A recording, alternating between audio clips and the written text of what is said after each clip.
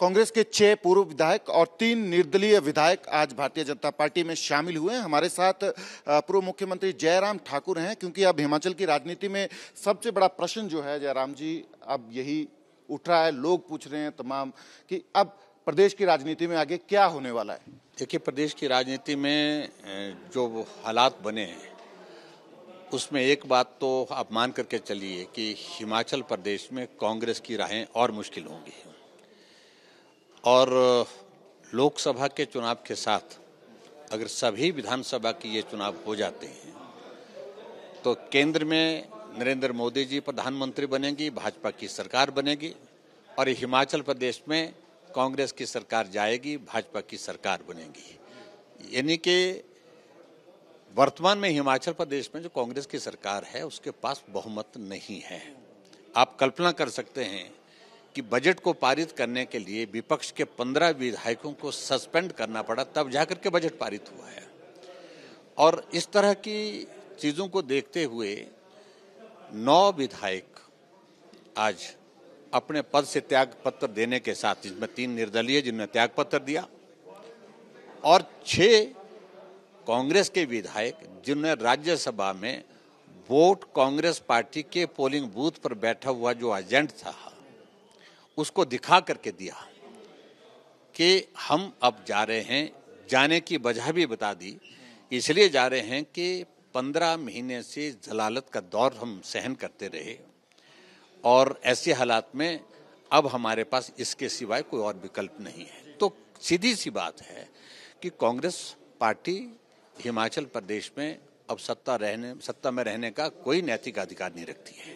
जयराम जी, आपने कहा कि लोकसभा चुनावों के साथ प्रदेश के विधानसभा चुनाव अगर होते हैं तो भारतीय जनता पार्टी जीतेगी, पर चुनाव होंगे कैसे? हाउस तो है, अभी हाउस डिसॉल्व नहीं है। क्या कोई बीजेपी के पास इसके लिए कोई स्ट्रेटेजी है?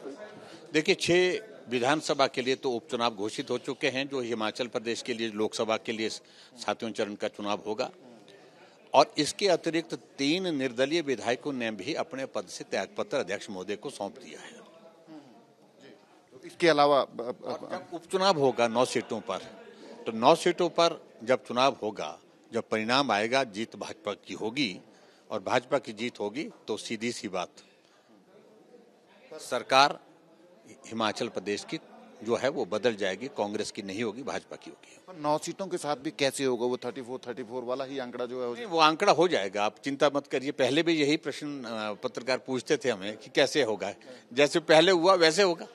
सवाल वही है कि क्या कांग्रेस के और विधायक जो हैं भारतीय जनता पार्टी के टच में हैं? देखिए, मैं सारी चीज को लेकर ना पहले बोला हूं कि टच में है या नहीं है, लेकिन जो हो रहा है इससे आपको अनुभव हो सकता है कि भी क्या हो रहा है। जयराम जी, एक सवाल जो उठ रहा है कि जो निर्दलीय विधायक हैं उनके ऊपर कोई बाइंडिंग नहीं थी। अगर वो विधायक रहते हुए भी भारतीय जनता पार्टी में आना चाहते वो आ सकते थे, फिर इस्तीफा देने की क्यों ये नौबत आई? क्या इसके लिए कोई लॉन्ग टर्म स्ट्रेटजी है बनाई बीजेपी ने? देखिए, सीधी सी बात, जब उनके परिवार वालों के ऊपर मामले दर्ज कर दिए, जबकि वो कांग्रेस पार्टी के नहीं थे, उनकी कोई कमिटमेंट नहीं कांग्रेस की गवर्नमेंट को सपोर्ट करना, मामले उनके परिवार वालों के खिलाफ, उनके कारोबार पर जो है वो सारा कार्रवाई करनी शुरू कर दी, तो स्वाभाविक रूप से ऐसे माहौल में जो दबाव डाल करके, आतंकित करके, उनको परेशान करके, उनको ऐसा अनुभव हुआ कि इससे और ज़्यादा स्वतंत्र होना आवश्यक है। और ऐसे में बेहतर यही है कि आज की तारीख में देश की आवश्यकता नरेंद्र मोदी जी हैं। भारतीय जनता पार्टी में जाकर के हम इस काम को बेहतर ढंग से कर सकते हैं और उनके नेतृत्व में देश को भी आगे बढ़ाने के लिए काम करेंगे और हिमाचल प्रदेश में सरकार बनाने के लिए काम करेंगे। जयराम जी, बहुत सारी थ्योरीज हैं, फ्लोट कर रही हैं, र्यूमर्स हैं कि जैसे आपने चुनावों की बात की, विधानसभा चुनाव अगर साथ में होते हैं तो वो थ्योरीज क्या हैं? वो सच हैं? जिस तरीके से चर्चाएं हैं, अफवाहें हैं कि भारतीय जनता पार्टी के विधायक इस्तीफा भी दे सकते हैं, हाउस डिसॉल्व कराने की कोशिश जो है की जा सकती है, और लीगली क्या इसको लेकर भारतीय जनता पार्टी ने कोई होमवर्क किया है कि ये हो सकता है? नहीं, देखिए, सारी जो स्ट्रेटजी के पार्ट होते हैं हमारे, जो उनको हम डिस्क्लोज नहीं करते हैं। पार्टी का हमारा वरिष्ठ नेतृत्व, केंद्रीय नेतृत्व ही निर्णय करता है। हम चर्चा करते हैं उनके साथ और उसके बाद जो निर्णय होगा, अगर निर्णय इस दिशा में होते हैं, चीजें ऐसी होती हैं आने वाले समय में, उस पर पार्टी के नेतृत्व से दिशा निर्देश जो होंगे वो करेंगे। विधानसभा अध्यक्ष ने अभी तक जो रेजिग्नेशंस हैं 3 इंडिपेंडेंट्स के, वो एक्सेप्ट नहीं किए हैं, कह रहे हैं एग्जामिन कर रहे हैं उन इस्तीफों को। देखिए, जो रूल में प्रोविजंस हैं कि अध्यक्ष महोदय को व्यक्तिगत रूप से जब विधानसभा को कोई माननीय सदस्य, कोई विधायक त्यागपत्र देता है, उसको तत्काल स्वीकार किया जा सकता है। और इन्होंने व्यक्तिगत रूप से उनके घर में जाकर के, उनके सेक्रेटरी से भी मिलकर के वहाँ पर भी रसीद उनके जो है वो लेकर के जो है वो वहाँ पर भी दिया है। और ऐसे हालात में जब व्यक्तिगत रूप से दिया है तो उसमें कोई वेरिफिकेशन की आवश्यकता नहीं रहती है, बड़ी साफ जैसी बात है, उसमें रूल्स में जो प्रोविज़न है। और ऐसे में मैं समझता हूं कि अध्यक्ष महोदय को अब तटस्थ होकर के काम करना चाहिए।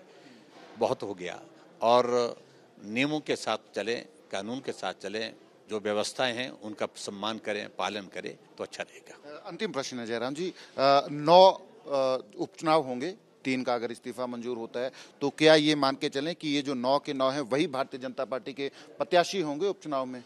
देखिए, इस सारी बात को लेकर के पार्टी के नेतृत्व पर सारे सब लोगों ने छोड़ा हुआ है। और सबसे बड़ी बात है कि जिन विधायकों ने अपनी विधानसभा की सदस्यता गंवाई है, भारतीय जनता पार्टी के राज्यसभा की सीट के लिए मतदान किया है, जीत दिलाई है, स्वाभाविक रूप से उनका बहुत बड़ा योगदान है और उस योगदान को हमेशा स्मरण किया जाता है। Thank you. तो प्रश्न जो है अब सबसे बड़ा यही है कि हिमाचल प्रदेश की राजनीति में आने वाले दिनों में क्या होने वाला है। 9 विधायक, 6 कांग्रेस के पूर्व विधायक जिनको डिस्क्वालीफाई किया गया है और 3 निर्दलीय विधायक जिन्होंने इस्तीफा दिया है, जिसको अभी विधानसभा अध्यक्ष द्वारा मंजूर किया जाना है। 9 विधायक जो हैं आज भारतीय जनता पार्टी जो है उसमें शामिल हुए हैं। सवाल यही है कि आने वाले दिनों में हिमाचल की राजनीति में क्या होने वाला है, जिसका संकेत खुद नेता विपक्ष और पूर्व मुख्यमंत्री जयराम ठाकुर दे रहे थे कि अगर लोकसभा चुनावों के साथ जो है चुनाव होते हैं तो भारतीय जनता पार्टी सरकार बनाएगी। ये दावा जो है जयराम ठाकुर कर रहे हैं। कैमरा पर्सन मेहरबान सिंह के साथ सचिन कुमार, एबीपी न्यूज, शिमला।